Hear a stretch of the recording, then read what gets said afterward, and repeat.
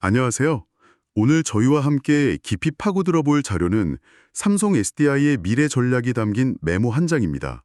투자자 컨퍼런스 콜 요약본 같은데요. 네, 이걸 저희에게 보내주신 걸 보면 요즘처럼 정말 정신없는 전기차 시장에서 삼성 SDI가 과연 어디쯤 서 있는지 또 어디로 가려는지 그 핵심을 좀 빠르게 꿰뚫어 보고 싶으신 것 같네요. 그렇죠. 숫자 뒤에 숨은 진짜 이야기. 지금부터 함께 찾아보겠습니다. 네, 오늘 자료는 이게 참 흥미로운 지점을 딱 포착하고 있어요. 한쪽에서는 2025년 4분기에 암울한 그 적자 실적을 보여주면서 바로 다음 장에는 아주 야심찬 미래 계획을 펼쳐놓고 있거든요. 마치 그 폭풍우 속에서 항해 지도를 새로 그리는 선장 같은 느낌이죠. 단계적인 어려움과 장기적인 비전 사이에 이 팽팽한 긴장감, 이게 오늘 우리가 파헤쳐볼 핵심입니다. 좋습니다. 그럼 그 폭풍우의 한복판부터 들여다보죠. 메모 첫 줄부터 숫자가 좀 심상치 않은데요.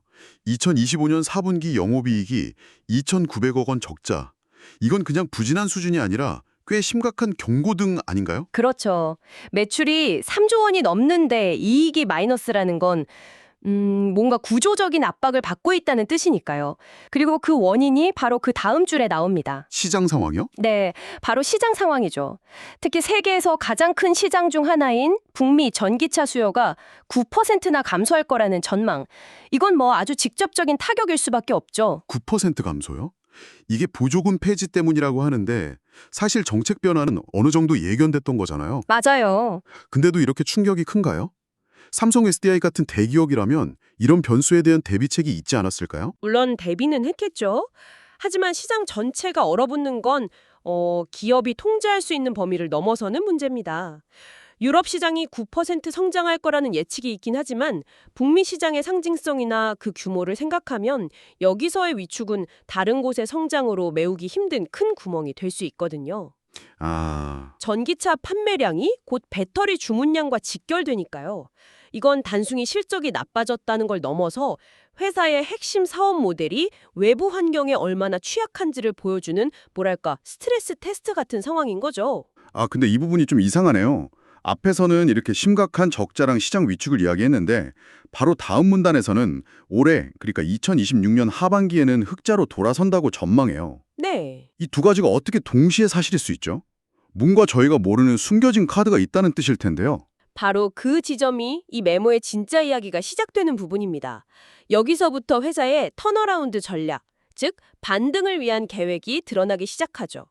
크게 세 개의 기둥으로 나눠볼 수 있는데 그 첫 번째 기둥이 아주 의외의 분야에서 나옵니다. 의외의 분야요. 네, 바로 ESS, 에너지 저장 장치예요. ESS요? 전기차 배터리 회사가 갑자기 ESS라니 좀 뜬금없게 들리기도 하는데요. 그게 이 위기를 돌파할 만큼 강력한 카드인가요? 네, 이게 메모를 보니까 2026 ESS 매출을 전년 대비 50%나 성장시키겠다는 목표가 적혀 있거든요. 잠깐만요. 50%요? 네, 50%죠. 전기차 시장이 위축된다는데 갑자기 ESS에서 50% 성장을 한다는 게 현실적으로 가능한가요? 이건 너무 낙관적인 목표 아닌가요? 좋은 지적이세요. 숫자만 보면 정말 허황돼 보일 수 있죠. 하지만 시장의 성격을 들여다보면 충분히 가능한 이야기입니다. 전기차 시장은 소비자의 지갑 사정이나 정부 정책에 따라 판매량이 급격하게 변동하는 소위 B2C 시장에 가깝잖아요. 맞아요. 반면에 ESS 시장은 조금 달라요. 이건 주로 국가 전력망을 안정시키거나 거대 공장의 에너지 효율을 높이기 위한 대규모 B2B 프로젝트거든요. 한번 계약하면 몇 년간 꾸준히 매출이 발생하고 전 세계적으로 기후변화 대응을 위해 투자가 계속 늘고 있는 분야이기도 하고요. 그러니까 변덕스러운 소비자 시장 대신 훨씬 더 안정적이고 예측 가능한 시장으로 눈을 돌려서 위기를 돌파하겠다는 거군요. 정확합니다. 순수 전기차 배터리라는 하나의 바구니에 모든 달걀을 담는 위험을 줄이는 거죠. 메모에 북미 현지 공장 가동 시작이라고 적힌 것도 중요한 단서예요. 이건 이미 수주한 대규모 프로젝트가 있다는 걸 암시하는 거거든요. 즉 50% 성장은 그냥 희망사항이 아니라 이미 확보된 기약을 바탕으로 개선된 목표치일 가능성이 높은 거죠. 일종의 방파제를 쌓는 셈이네요. 네, 변동성이 큰 파도를 피할 수 있는 튼튼한 방파제요. 알겠습니다. ESS로 일단 안정적인 수익 기반을 마련하고 그럼 두 번째 기둥은 뭔가요? 여기 BBU라는 낯선 용어가 등장하는데 클라우드 서비스 업체의 투자와 관련이 있다고 하네요. 이것도 비전기차 분야 같은데요? 네, 두 번째 기둥도 전기차 시장 바깥에 있습니다. BBU는 배터리 백업 유닛인데 쉽게 말해서 데이터 센터의 심장을 지키는 거대한 비상전원 장치라고 생각하시면 돼요. 데이터 센터의 비상전원요? 네, 우리가 클라우드로 영화를 스트리밍하거나 인공지능 서비스를 이용할 때 그 데이터는 어딘가에 있는 거대한 데이터 센터에서 처리되잖아요. 그곳은 1초의 정전도 용납되지 않기 때문에 이런 거대한 배터리 시스템이 필수적입니다. 데이터 센터용 배터리라. 생각해보니 AI 시대가 본격화될수록 데이터 센터는 점점 더 많아지고 커질 수밖에 없겠네요. 그렇죠. 메모에 2030년까지 연평균 14%씩 성장할 시장이라고 나와 있는데 이 정도면 엄청난 기회 아닌가요? 엄청난 기회죠. 이건 마치 골드러시 시대에 청바지를 팔았던 리바이스와 같아요. 아, 모두가 AI라는 금을 캐러 갈 때 그들이 반드시 필요로 하는 인프라를 공급하겠다는 전략입니다. 더 흥미로운 건 이 시장을 공략하는 방식이에요. 메모에 템리스 기술을 적용한 전용셀을 출시하고 말레이시아 거점을 활용한다고 되어 있잖아요. 네, 그건 무슨 뜻인가요? 그냥 배터리를 만드는 게 아니라 뭔가 특별한 전략이 숨어 있는 것 같은데요? 이건 아주 영리한 움직임이에요. 템리스 기술은 배터리 내부의 저항을 줄여서 에너지 효율과 출력을 극대화하는 최신 기술입니다. 이걸 BBDU 전용으로 만든다는 건 아무 데이터 센터에나 들어가는 범용 제품이 아니라 고성능 컴퓨팅을 요구하는 최상위 클라우드 기업들을 정조준하겠다는 의미죠. 아, 타겟이 명확하군요. 네. 그리고 생산은 말레이시아에서 하고요. 최종 고객은 대부분 미국 기업들일 텐데 왜 굳이 말레이시아일까요? 바로 관세나 공급망 안정성 같은 지정학적 리스크를 피하기 위한 전략적인 선택인 겁니다. 아, 최고의 기술로 최고의 시장을 공략하되 생산은 가장 효율적이고 안전한 곳에서 하겠다. 아주 정교하게 짜인 계획이죠. 그렇군요. ESS로 안정성을 확보하고 BBU 같은 고부가가치 신시장으로 영토를 확장하고 확실히 전기차 시장의 부진을 만회할 카드가 있어 보이네요. 하지만 그래도 핵심 사업인 전기차 시장 자체를 포기할 수는 없잖아요. 특히 요즘 전기차 시장의 가장 큰 화두는 가격 경쟁인데 고성능, 프리미엄을 추구하던 삼성 SDI가 이 문제에 대해서는 어떤 답을 내놓고 있나요? 그게 바로 세 번째 기둥, 유연한 생산 전략에서 드러납니다. 사실 이 부분이 개인적으로는 가장 흥미로운 대목이었어요. 메모를 보면 유럽 헝가리 공장의 468 신규 라인 일부를 LFP 라인으로 전환할 예정이라고 나와 있거든요. 468, LFP. 또 어려운 용어가 나왔네요. 이게 가격 경쟁이랑 무슨 상관이 있는 거죠? 이 두 단어에 모든 전략이 담겨 있습니다. 468는 직경 46mm의 차세대 원통형 배터리로 테슬라 같은 기업들이 채택하면서 유명해졌죠. 주로 고성능 프리미엄 전기차에 들어가는 기술의 최전선에 있는 제품이에요. 네. 반면에 LFP, 즉 리튬 인산철 배터리는 성능은 조금 낮지만 안정성이 높고 무엇보다 가격이 아주 저렴합니다. 그래서 요즘 가격 경쟁의 핵심이 된 보급형, 중저가 전기차 시장을 휩쓸고 있는 기술이죠. 아, 알겠습니다.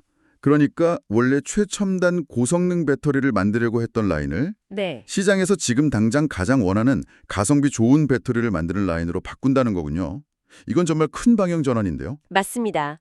이건 단순히 더 싼 배터리를 하나 추가하는 수준의 이야기가 아니에요. 회사의 정체성과 관련된 근본적인 전략 변화를 시사하는 거죠. 지금까지 삼성 SDI는 기술 리더십을 바탕으로 한 프리미엄 전략을 고수해왔어요. 그렇죠. 그런데 이제는 시장 점유율을 위한 싸움에도 본격적으로 뛰어들겠다는 선언인 셈입니다.